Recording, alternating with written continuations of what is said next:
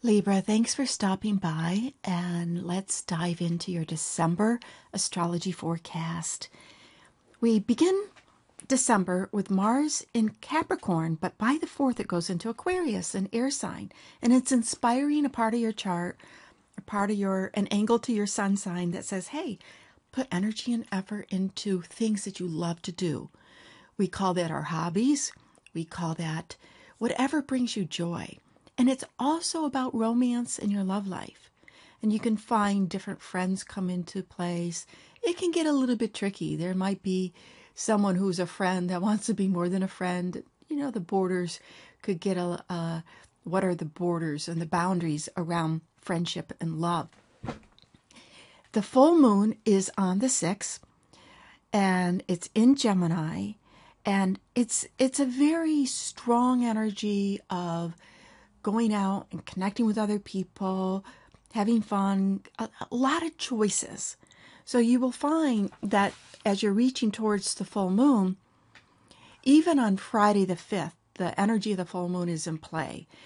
And even though it's not exact until the 6th and moves through the weekend, should I do this? Should I do that? For you, on another level, it's getting in touch with communication, who you need to connect with, and having clear conversations. And if the conversation that needs to be clear is, I'm not sure about something, I might be able to make it, I might not. Be clear about that too, because there is a division of mindset that there's a lot to do. And Jupiter goes retrograde Jupiter's over here in Leo, and Jupiter goes retrograde on the 8th. It's just 2 days after the full moon, so the energy all weekend is this Jupiter expansionness. And that's what I'm saying. It's the feeling will be is I want to do it all. And for you, it's connected with friends and activities, and that really having lots of opportunities, wanting to do it all. On the 10th, Venus, which has been going through Sagittarius, fire signs, fire and air are good modalities. They work well with each other. But when Venus goes into Capricorn, and Venus is your ruling sign, remember, there's a shift of energy. You will feel the shift of energy more than other people, along with Taurus, because Venus rules Taurus too.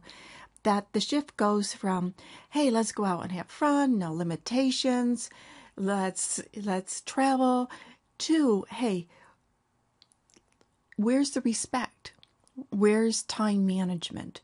Where there's a subtle difference that will come into, I desire, I want to have relationships, understand me, respect my time, and respect what I need to do. And this will be felt until the rest of the month. She'll be there for the rest of the month. On the 15th, the middle of the month, we have the exact Uranus Pluto square, which has already been square a few times before, and it's a universal energy. But when you look at this, when it's square, the moon is in your sign in Libra, and it's at 0 degrees, which is a world axis point. So you can hear about a lot of world events that come up at this particular time. There will be news about health concerns, not necessarily like the craziness around Ebola, but just taking care of for flus, etc. Because Hygeia is connected with, which is asteroid for health, is connected with Uranus and Pluto. And on the new moon in Capricorn is also the day of the solstice. So the new moon happens right after the solstice. And the day before, Venus, your ruling planet, was conjunct Pluto, which is so passionate. The Venus conjunct Pluto, of course, if it's conjunct Pluto, it's square Uranus because of the Venus-Uranus square. Desire and deep need internally for passion yet freedom, for respect yet intensity, and that feeling of being able to embrace a relationship with all parts, wanting like very strong depths, not wanting to be limited in a relationship, that it only has passion, or it only has freedom, or it only has this or that. It's like, how do we bring it all together? And it's not just about romantic relationships. It's relationships with yourself and your life. You know, the deepest relationship you have in life is the one that you have with yourself. And how do you bring it all together? And the new moon in Capricorn is stirring up, is meant to stir up, is bringing this message to you of getting in touch with the depths, the real strong depths of who you are and why you are the way you are, and going deep within to assess that. What makes me who I am? And how do I make the shifts I need to make? So it's as you move towards that end of the year, it is an excellent time to take here and there a little time to retreat. And remember, the North Node is in your sign. Here's the North Node. Go to yourself. Go to your truth.